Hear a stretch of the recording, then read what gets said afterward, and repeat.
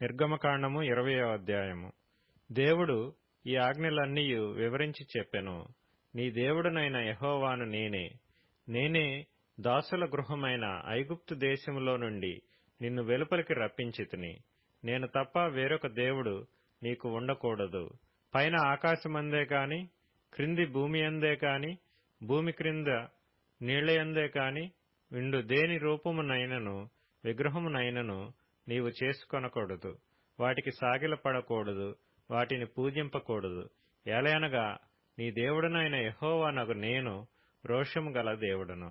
నన్ను ద్వేషించు వారి విషయములో 3-4 తరముల వరకు తండ్రుల దోషమును కుమారుల మీదికి రప్పించుచు, నన్ను ప్రేమించి నా ఆజ్ఞలు గైకొను వారిని 1000 తరముల వరకు కరుణించువాడనై ఉన్నాను. నీ దేవుడైన యెహోవా నామమును వ్యర్థముగా నుచ్చరింపకూడదు. యెహోవా తన నామమును వ్యర్థముగా నుచ్చరింపు వానిని నిర్దోషిగా ఎంచడు.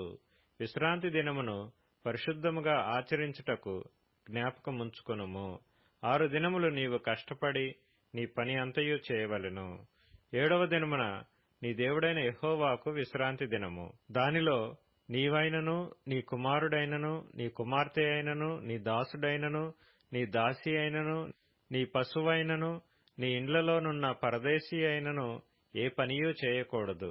6 దినములలో యెహోవా ఆకాశమును, భూమియు, సముద్రమును, వాటిలోని సమస్తమును సృజించి 7వ దినమున విశ్రమించెను. అందుచేత యెహోవా విశ్రాంతి దినమును ఆశీర్వదించి దాని పరిశుద్ధపరచెను.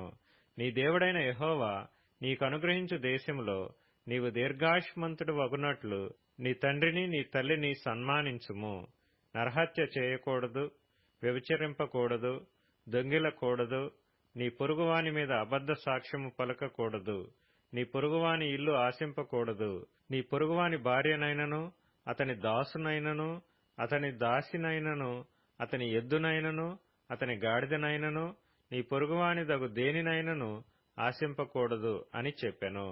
ప్రజలందరూ ఆ ఉరుములు, ఆ మెరుపులు, ఆ బూరధ్వనియు, ఆ పర్వత ధూమమును చూచి భయపడి తొలగి దూరముగా నిలిచి మోషేతో ఇట్లనిరి, నీవు మాతో మాట్లాడుము, మేము విందుము.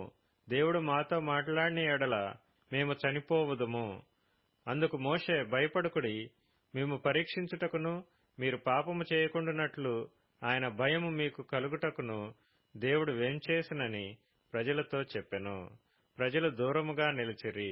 మోషే దేవుడున్న ఆ గాఢాంధకారమునకు సమీపింపగా యెహోవా మోషేతో ఇట్లనెను, ఇశ్రాయేలీలతో ఇలాగు చెప్పుము, నేను ఆకాశము నుండి మీతో మాట్లాడుతునని మీరు గ్రహించితిరి. మీరు నన్ను కొలుచుచు వెండి దేవతలనైనను బంగారు దేవతలనైనను చేసుకొనకూడదు.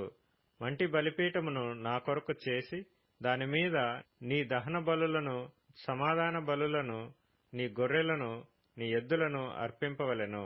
నేను నా నామమును జ్ఞాపకార్థంగా నుంచు ప్రతి స్థలములోనూ నీ యొద్దకు వచ్చి నిన్ను ఆశీర్వదించెదను.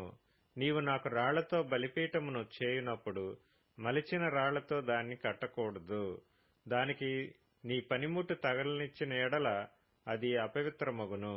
మరియు నా బలిపీఠము మీద నీ దిగంబరత్వము కనబడక ఇండునట్లు మెట్ల మీదుగా దానిని ఎక్కకూడదు.